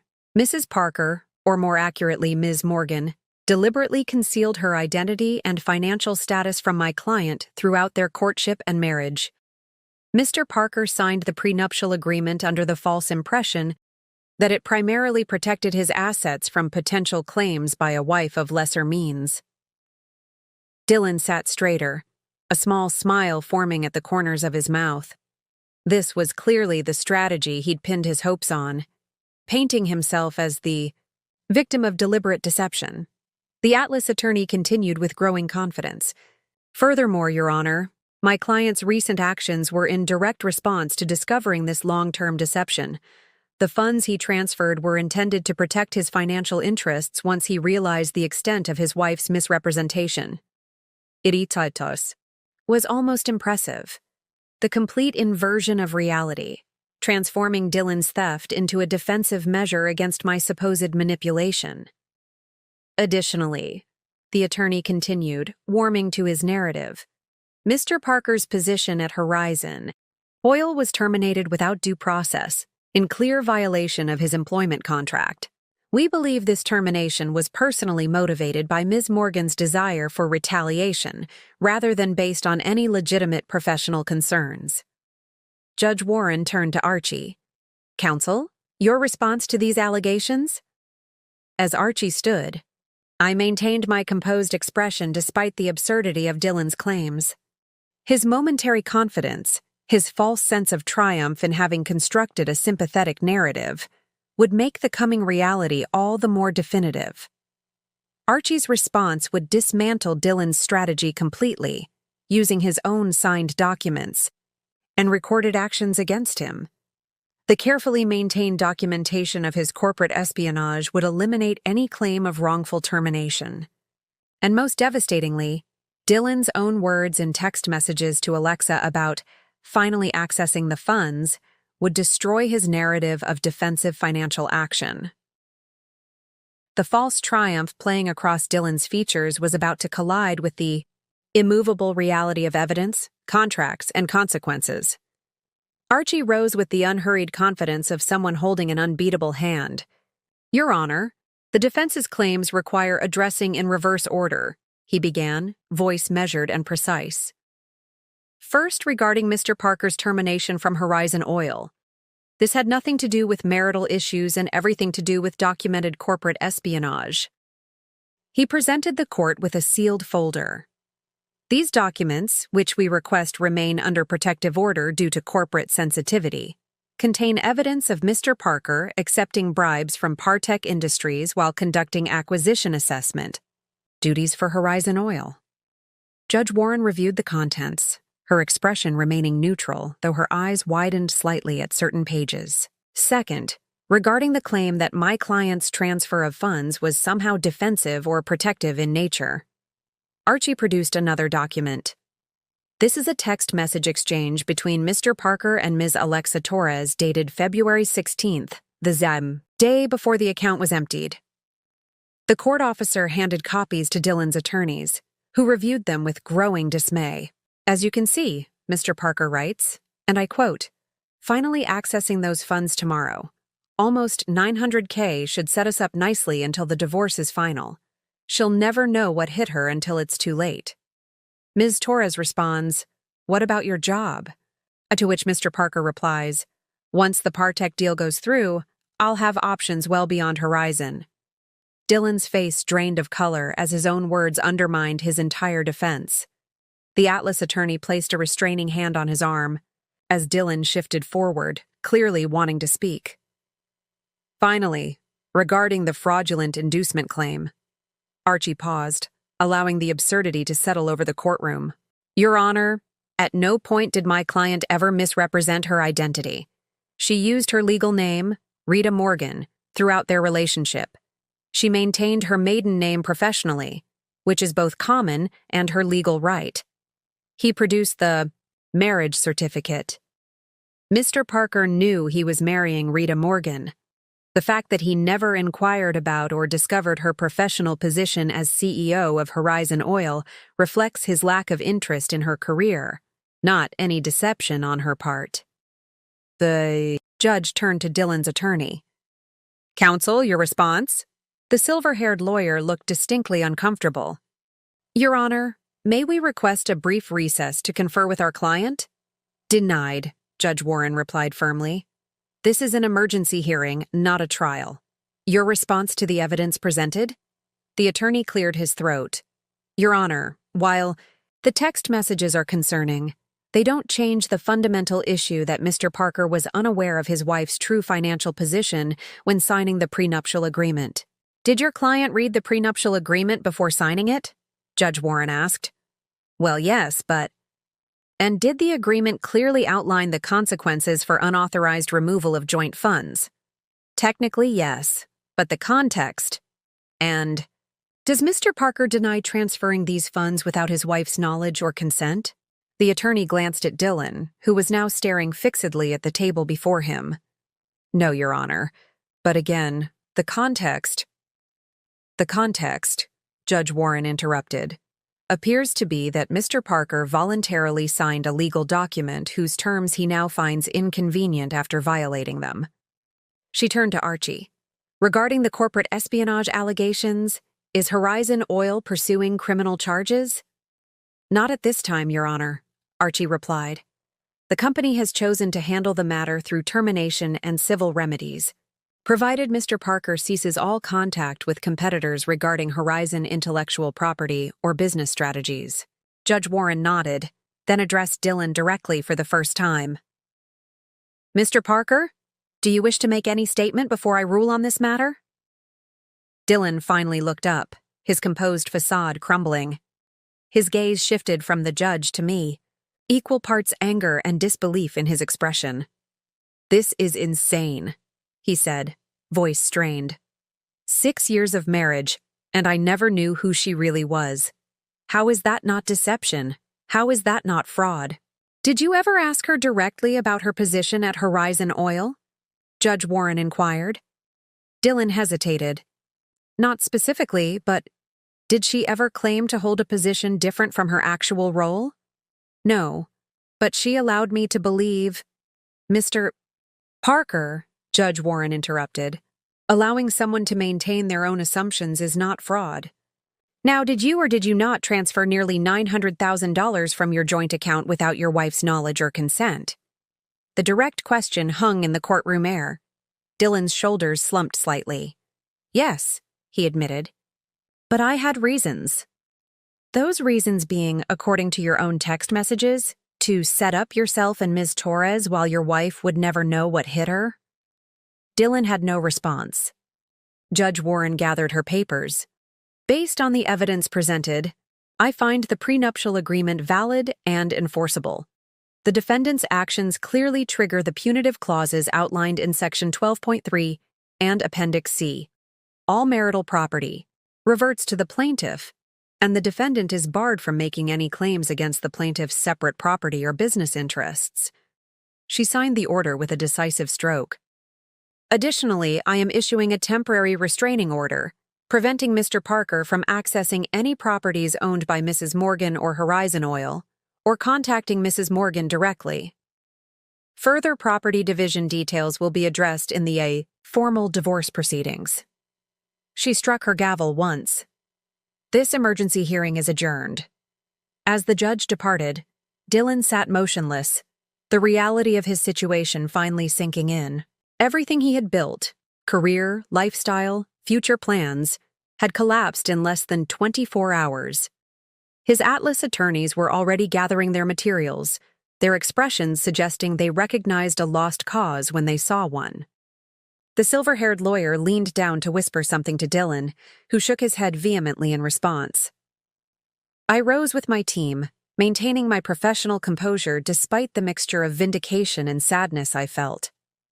As we prepared to leave, Dylan finally looked directly at me, his expression a complex blend of anger, bewilderment, and dawning comprehension. You planned this, he said, just loud enough for me to hear. All of it. You knew exactly what I would do. I paused, considering his accusation.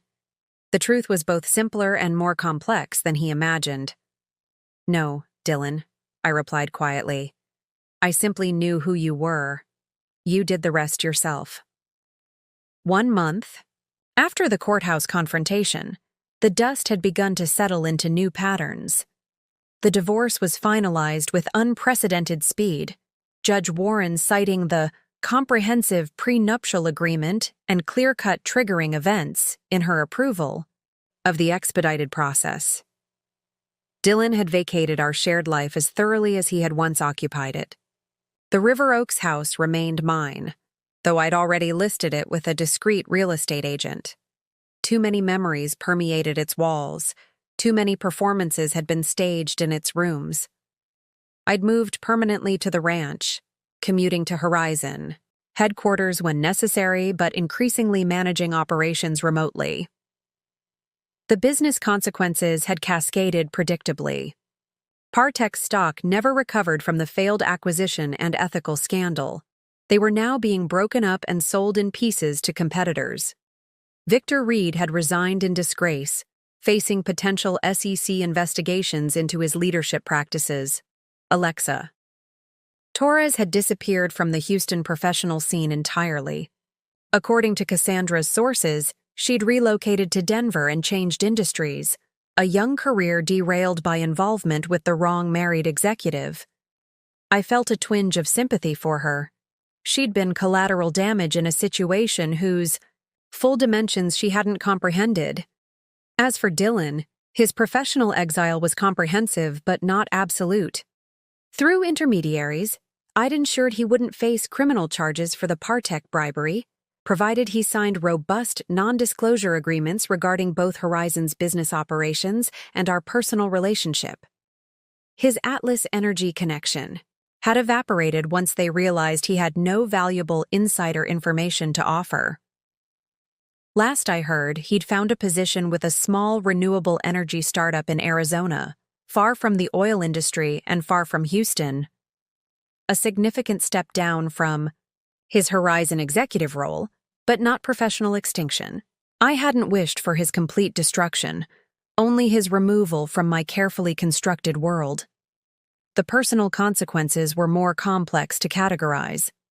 Friends from our shared social circle had divided predictably along loyalty lines, most gravitating toward me once the basic facts became known. The stories varied in their details. Some said Dylan had embezzled company funds, others that he'd been caught in an affair with a colleague. But all contained the essential truth. He had betrayed both marriage and professional ethics simultaneously. My executive team had adjusted to the public merging of my identities with professional aplomb. The board expressed only mild surprise that I'd maintained such comprehensive separation between personal and professional spheres. James Robertson, our longest-serving member, had simply nodded and said, "Always suspected there was more to you than met the eye, Rita." Though even I didn't imagine this particular scenario. The most profound changes, however, were internal. No longer maintaining the exhausting compartmentalization between Rita Parker and Rita J. Morgan, I found myself with unexpected reserves of energy and mental clarity. Decision-making became more streamlined, leadership more authentic, personal relationships more genuine. I'd begun having regular dinners with Cassandra and Jules outside the office, something I'd rarely done during my marriage, always conscious of maintaining the boundary between my two worlds. We'd become something more than colleagues but different from friends, women who had shared a unique experience of power, deception, and revelation. "Have you heard from him?" Jules asked during one such dinner, 3 wine glasses deep into a conversation about rebuilding after significant life upheavals. "No," I replied truthfully. "The non-disclosure agreement works both ways. Clean break, no contact." "Do you regret any of it?" Cassandra asked, the directness that made her an excellent CFO extending to personal matters as well. I considered the question seriously. Did I regret the 6 years with Dylan? The elaborate charade? The revelation and its aftermath? "I regret the necessity," I finally answered. "I regret that I couldn't be my full self from the beginning and still be accepted. But I don't regret the clarity it ultimately provided." I lifted my glass, the rich Texas Merlot catching the restaurant's soft lighting. "To integration," I proposed. "To being fully ourselves, without division or diminishment." As we clinked glasses, I recognized something I hadn't fully acknowledged during the turmoil of the past months. I was happier now. Lighter. More authentically myself than I'd been since inheriting my father's company and confronting the gender realities of the energy industry. It had taken a catastrophic betrayal to shatter the artificial boundaries I'd constructed. But perhaps those boundaries had always been destined for collapse. Perhaps this ending had been written into the beginning, necessary for my eventual wholeness. 6 months after Dylan emptied our joint account and unwittingly triggered the collapse of the careful barriers between my identities, I stood on the side deck of my father's ranch house, my house now in both name and spirit, watching the Texas sunset paint the sky in brilliant oranges and purples. The company had thrived in the aftermath, freed from the energy-draining compartmentalization of my dual life. I'd implemented strategic initiatives that had been percolating for years. Horizon Oil had expanded into renewable technologies, acquired 2 struggling competitors at advantageous prices, and increased market share by 8.7% in a single quarter. The headlines in industry publications had shifted from the salacious details of a CEO's personal drama to the remarkable business transformation under my now public leadership. Morgan's vision reshapes energy landscape, replaced oil execs' double life revealed when husband steals funds. On a personal level, the integration of my formerly divided self continued to yield unexpected benefits. I'd reconnected with college, friends long neglected due to the complications of maintaining separate identities. I'd begun mentoring young women in the industry, sharing lessons from my unusual journey without the necessity of obscuring key details. I'd even started dating again, cautiously, selectively, and with complete transparency about who I was. The freedom to be fully myself from the first interaction was exhilarating after years of calculated performance. My phone buzzed with a text from Jules. Financial Times interview confirmed for Tuesday. They want to focus on female leadership in energy sector transformation. Another notification followed immediately, this one from Cassandra. Q3 projections exceeding expectations. Board dinner next week to discuss expansion opportunities. I smiled, no longer needing to hide these professional communications or manufacture explanations for my attention to business matters. The simple authenticity of acknowledging my work without apology or diminishment still felt like a luxury. As the last rays of sunlight disappeared beyond the horizon, I reflected on what I'd learned from the strangest experiment of my life, a 6-year study in identity, assumption, and the boxes we allow others to create for us. Dylan had emptied our joint account, believing he was leaving me destitute, never imagining he was stealing from the CEO of the company that employed him. The irony remained satisfying, but increasingly it felt like a chapter closed rather than a defining moment. What lingered instead was the recognition that while Dylan had acted as the catalyst, the revelation had been inevitable. No one can live divided indefinitely. The energy required to maintain artificial boundaries eventually exceeds the perceived benefits of separation. The questions I'd once asked about Dylan, whether he could evolve beyond his limitations, whether he might recognize value beyond his preconceptions, now seemed less important than the questions I'd finally answered about myself. What happens when we stop accommodating others' limited vision of who we are? What becomes possible when we refuse to be diminished for someone else's comfort? The answers surrounded me, in the thriving company I led openly, in the authentic relationships I now cultivated, in the integrated self I presented to the world. My husband had emptied our joint account for his mistress, never suspecting I owned the business that paid his salary. But in attempting to leave me with nothing, he had inadvertently given me the most valuable gift possible, the freedom to be completely, unapologetically myself. Up next, you've got 2 more standout stories right on your screen. If this one hit the mark, you won't want to pass these up. Just click and check them out. And don't forget to subscribe and turn on the notification bell so you don't miss any upload from us.